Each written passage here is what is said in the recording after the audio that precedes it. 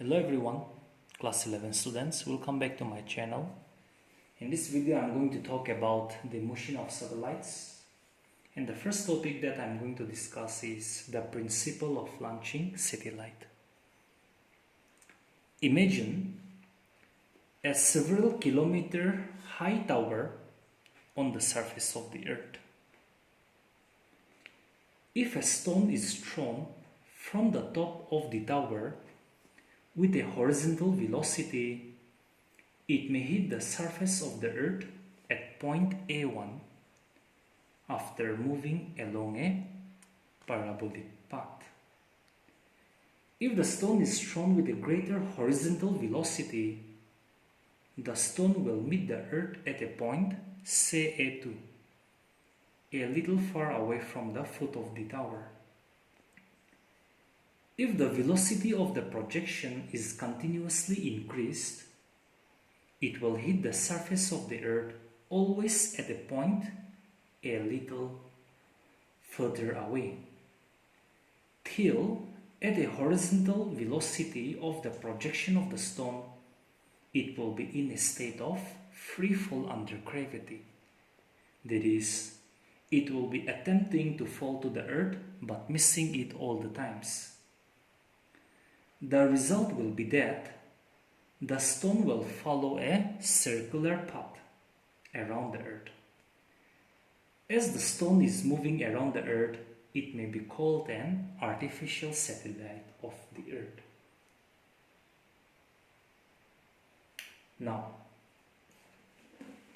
if a heavenly body revolves around a planet in a stable orbit, it is called a natural satellite.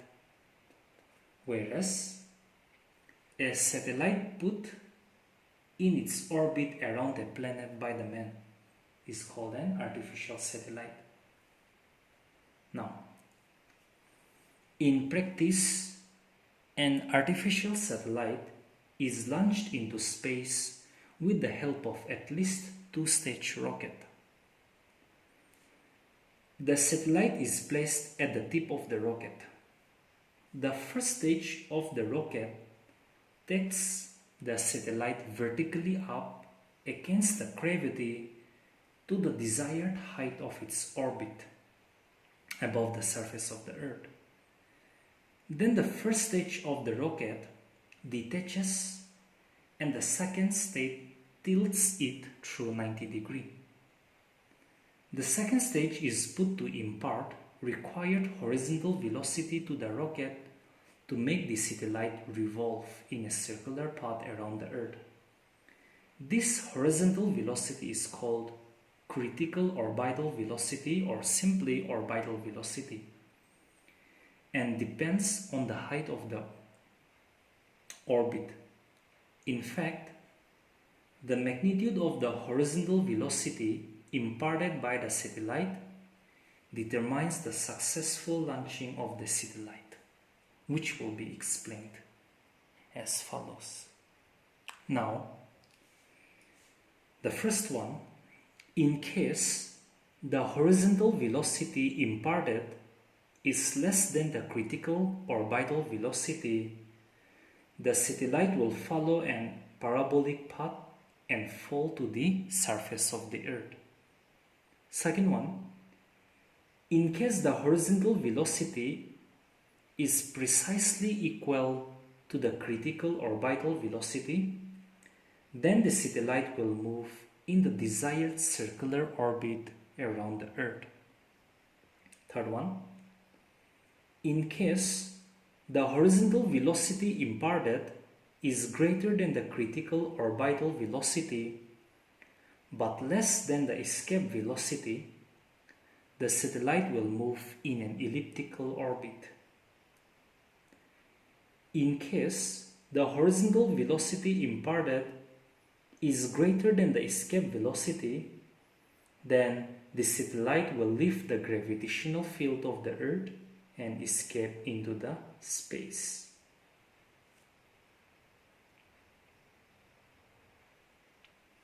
Now, orbital velocity and time period of satellite. Suppose that, okay, let us first define what is orbital velocity. Orbital velocity of a satellite is the velocity required to put the satellite into its orbit around the Earth. Suppose a satellite of mass m, small m, has to be put into circular orbit around the Earth, which is at a height x above its surface, above the surface of the Earth. Consider that our Earth is a sphere of mass capital M and radius capital R, as shown in the figure. Then the radius of the orbit of the satellite will be r plus x. Suppose that small v is the required orbital velocity of the satellite. Okay, I've mentioned here small v. Now, the gravitational force of attraction between the satellite and the Earth will provide the necessary centripetal force to the satellite to move around the Earth in the circular orbit. In that case, the gravitational force between the Earth and the satellite will be given by capital G, capital M, small m by distance between their centers, square of the distance, so r plus x holding square. So this gravitational force of attraction will provide the necessary centripetal force to the satellite to move around the Earth in the circular orbit. So the centripetal force is given by mv square by r. Here the distance between the center of the two bodies will be r plus x, where m is the mass of the satellite and v, small v, is the velocity of projection. Or here 1r plus x, 1r plus x gets eliminated, small m gets eliminated. So your v square will be gm by r plus x, or your v will be square root of gm by r plus x. Suppose this is your equation 3.01. Thus we find that the orbital velocity of satellite is independent of the mass of the satellite. Okay? There is no small m here, but it depends upon this r plus x, which is the radius of the orbit, the mass of the Earth planet, that is m, about which it revolves. Now, we know that the acceleration due to gravity on the surface of the Earth is given by small g is equal to capital G, capital M by capital R square. So this is the acceleration due to gravity on the surface of the Earth. That means this implies your gm will be g into r square. So we'll substitute this value of gm in the above equation 3.01. Your above equation 3.01 is small v is equal to square root of gm by r plus x holding square. So let us substitute this value of gm over here. So from equation 3.01 we have small v will be equal to square root of capital small g r square. Gm is replaced by gr square by r plus x holding square. Let me give this equation as equation 3.02. So the equations 3.01 and 3.02 both are used to find the orbital velocity for a satellite orbiting at some height, say x, above the surface of the Earth. It should also be noted that the orbit of the satellite may not be circular in shape. However, the orbits are assumed to be circular ones only for the sake of simplicity. Now, if the satellite is orbiting very close to the surface of the Earth, in such a situation, your x will be almost equal to 0. That is, your r plus x will be approximately equal to r. So from equation 3.01, we have your small v will be equal to root of capital G capital M by capital R, as r plus x is almost equal to r. Okay. I'm sorry, for here your small v is square root of gm by only r plus x. Here 1 r plus x, 1 r plus x cancels out, so it's only r plus x. So we'll make the correction over here. This is only r plus x. So this is only r plus x. Okay, so it will be only r. Now, and from equation 3.02, we have your small v will be equal to square root of gr square by r plus x is almost equal to r. 1r cancels, so your small v will be equal to square root of g into r. Now, by substituting the value of small g and the radius of the earth, it can be found out that the satellite requires a velocity of 7.92 kilometer per second. The radius of the earth is approximately 6,400 kilometers. The value of acceleration due to gravity is 9.8 meter per second square. So using that values, the value of small v will be 7.92 kilometer per second. So this we can make it as equation 3.03. This equation to be 3.04. So we have already got 4 equations together. Now the next one, time period of satellite. The time period of a satellite is the time taken by it to go once around the earth. So time period of the satellite.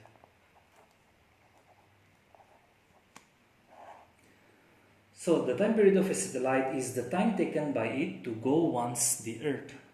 Now, the time period capital T is given by circumference of the orbit divided by the orbital velocity. Now, the circumference of the orbit is given by 2 pi into the radius. So 2 pi, the radius of the orbit is r plus x, by orbital velocity is v. Suppose this is equation 3.05. Now, from the first equation, that is 3.01, we substitute the value of v in this equation 3.05. So from equation 3.01 and 3.05, we have your equation 3.01 is, let me write here, v equals to square root of capital G capital M by only r plus x. So in that case, your t will become 2 pi r plus x divided by square root of gm by r plus x. So if we simplify this expression, then we will get t to be equal to 2 pi. We can just write it in this way. T will be equal to 2 pi square root of r plus x holding cube divided by gm. So which would be equation 3.06. Now, let's put gm is equal to gr square from the expression for acceleration due to gravity. Acceleration due to gravity, g is equal to gm by r square. From that relation, If we substitute this value of gm in equation 3.06, then in that case we have your T will be equal to 2 pi by r square root of r plus x holding cube by g, which will be your equation 3.07. Now, if the Earth is supposed to be a sphere of density rho, then the mass of the Earth is given by, if the Earth has density rho, then the mass of the Earth, capital M, will be given by, mass means volume into the density. So the volume of the Earth of radius capital R is 4 by 3 pi r cube, radius of the sphere, into the density rho. Now, let us substitute this value of M in equation 3.06. From equation 3.06, your equation 3.06 is, let me write it here, T equals to 2 pi square root of r plus x holding cube by gm. Now, then in that case your equation 3.06 becomes T equals to 2 pi square root of r plus x holding cube divided by g into m, capital M means 4 by 3 pi r cube rho. So as you simplify this T becomes, let me make it in this way. This becomes, I can bring this 2 pi inside this square root as 2 pi square. Then 2 pi square can be cancelled out with this 4 pi. Then in that case this becomes 3 pi r plus x holding cube divided by g capital R cube rho. Now, suppose this is equation 3.08. So, equation 3.06, equation 3.07 or equation 3.08 gives the time period of satellite revolving at a height x, say, above the surface of the Earth.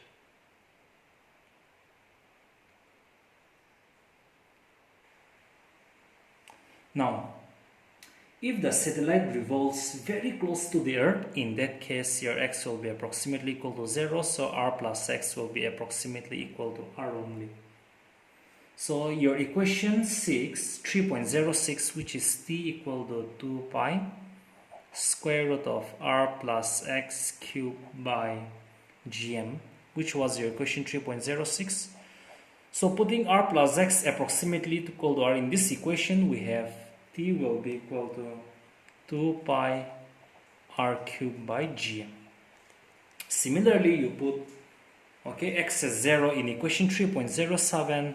Then from equation 3.07, your equation 3.07 is t equal to 2 pi by r square root of r plus x cube by g. So if you put x as 0, then your equation 3.07 becomes 2 pi by r square root of r cube by g.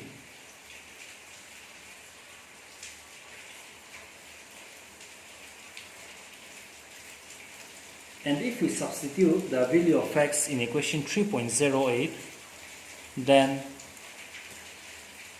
your equation 3.08 from 3.08, actually your equation 3.08 is t equals to square root of 3 pi r plus x holding cube divided by g r cube. So setting r is 0, we have t equal to setting x as 0, we have t equal to 3 pi r cube by g r cube rho. R cube cancels, so we have square root of 3 pi by g into rho, which are the required expressions. So by knowing the value of g acceleration due to gravity and the radius of the Earth, okay, then the time period of the satellite revolving around the Earth just close to the surface of the Earth is about t equals to 84.6 minutes. Okay. Now we are coming to the last topic of your chapter 8, gravitation, weightlessness. So let's see. The weight of a body is the force with which it is attracted towards the center of the Earth. When a body is in a state of rest, that is stationary, with respect to the Earth, its weight equals to the gravity. This weight of the body is known as static or true weight. We become conscious of our weight only when our weight is opposed by some other object. Actually, the secret of measuring the weight with a weighing machine lies in the fact that as we place the body on the machine, the weighing machine opposes the weight of the body. The reaction of the weighing machine to the body gives the measure of the weight of the body. Now, the apparent loss in weight of a body when it falls freely under gravity is called weightlessness. The state of weightlessness can be observed in the following situation.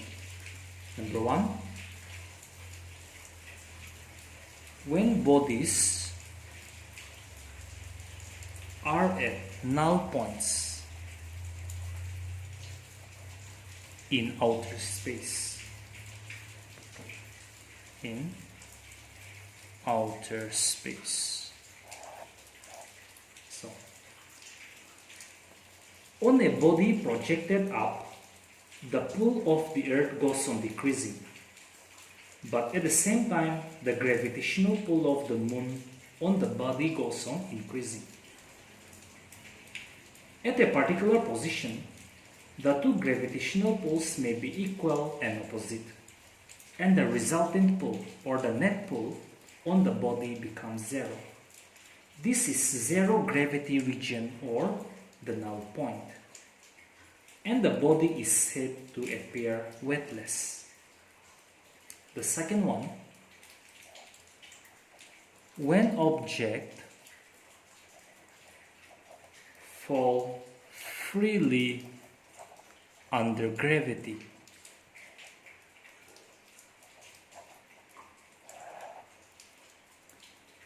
Now, let's see an example. When a lift moves downwards with an acceleration, say A, the apparent weight of a man, apparent weight means as recorded by the weighing machine placed in the lift, okay?